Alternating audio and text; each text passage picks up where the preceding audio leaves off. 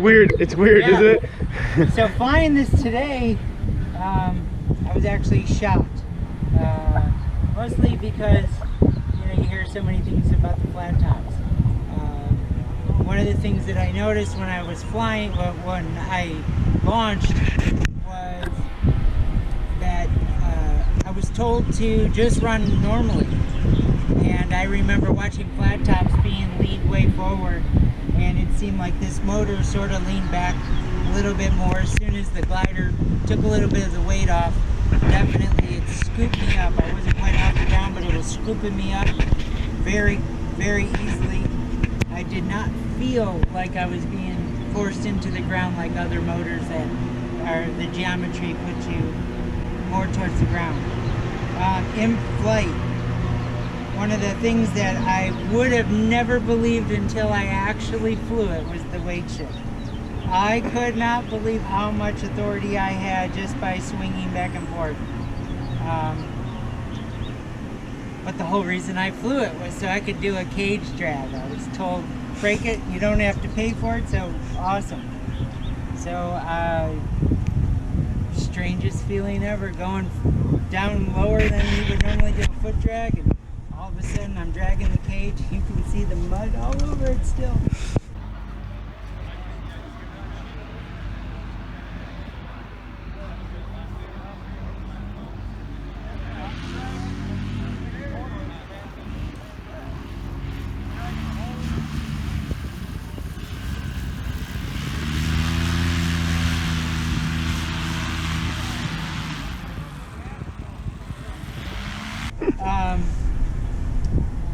And I just kept doing it. I actually went down. I was probably that far down, and it came right out. Gave it enough throttle, and it came right out.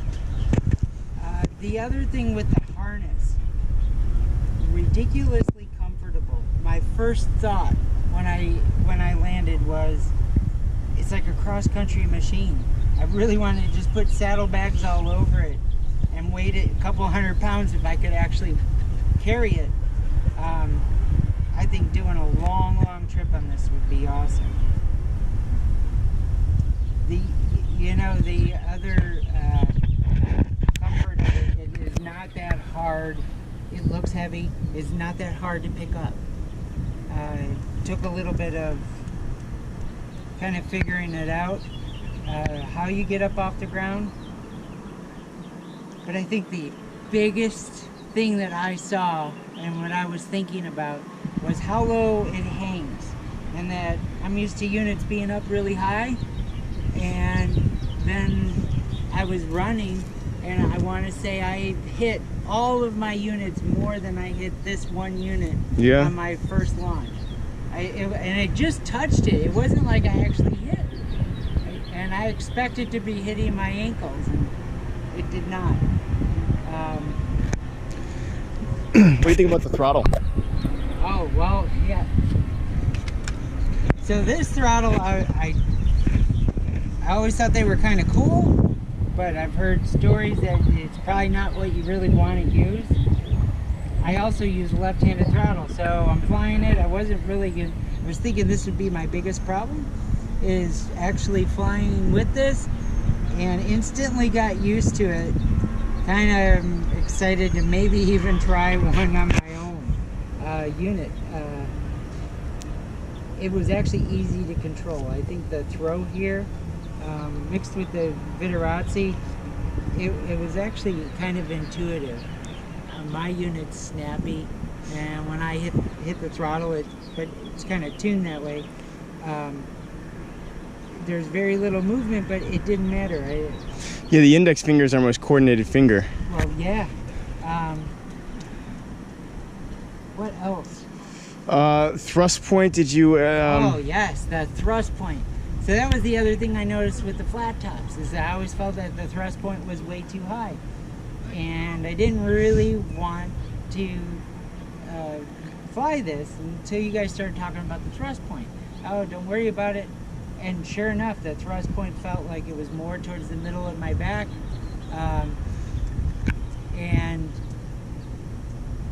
even at full throttle flying, I've had other units where it pushed me forward, thinking that this unit would be kind of similar based on what I know from a flat top, and it kind of set me up a little bit, just kind of like what you want.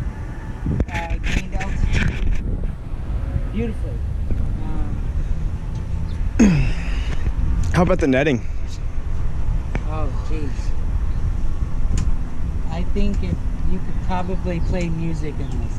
Looks like Dyneema to me. It's Kevlar. Kevlar. Yep. I'm sure I can stand on this. Yep. I am absolutely sure I can stand on this. Now, the cage, it's a tank.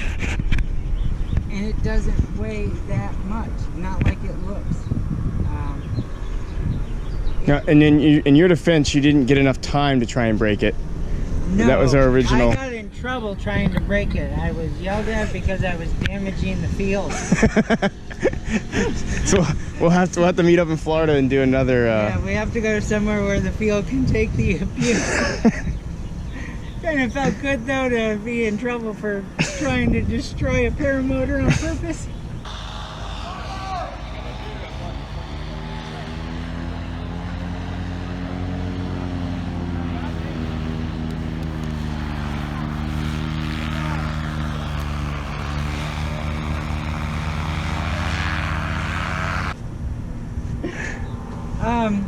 Actually, I kind of like this too. I really like the easy out. I'm always worried about landing in water. I also use a ventral reserve, and yet it's another buckle to get out of if I go down in water. I think this is by far a superior way to buckle people in. You notice how you also get right in the seat too? Yeah, I've had some paramotors that I didn't get scooped up into. I also think getting out of this seat, it did, you know, and they all say that. They're all going to do this, and they don't. You fly them and they don't. They get stuck right there. And this one, straight up and down, as easy as can be. And it may be partially the design, the material. I was shocked.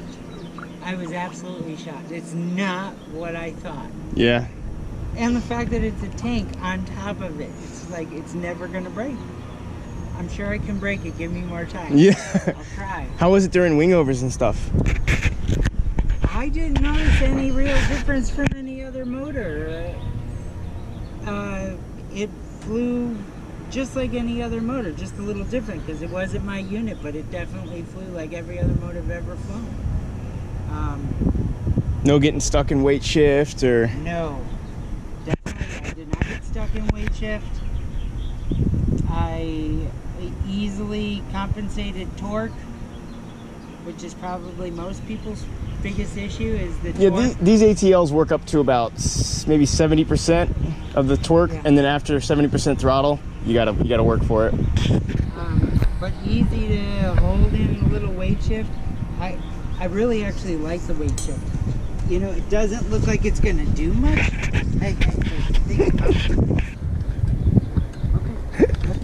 Okay. Hey, down. It doesn't look like it's gonna do much. But just doing this, it obviously in the air, it's so comfortable. A little getting used to getting it up off the ground though, but I did it. I went in a little too deep on a cage drag. I did get off the ground just fine. It was no big deal.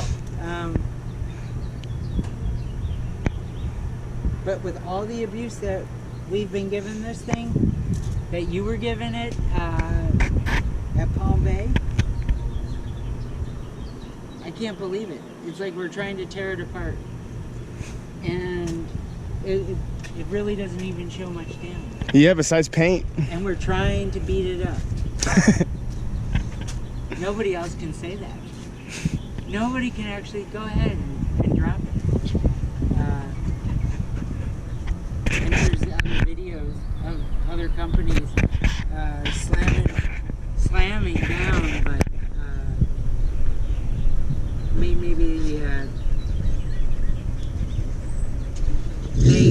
repair them afterwards.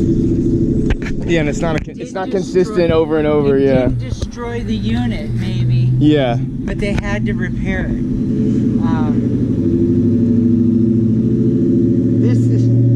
You've been doing this for months on it. That's the funny thing. And it looks the same. It's just dirtier. And then the paint. Yeah. Yeah, it still fits into the jig, still fits into the rack to transport it and stuff. So it's like these aren't even knocked off center or anything. I'm blown away. All Put right. a smile on my face to be able to just fool around and get in trouble and to fly something that I never thought it would fly like this. Never, never.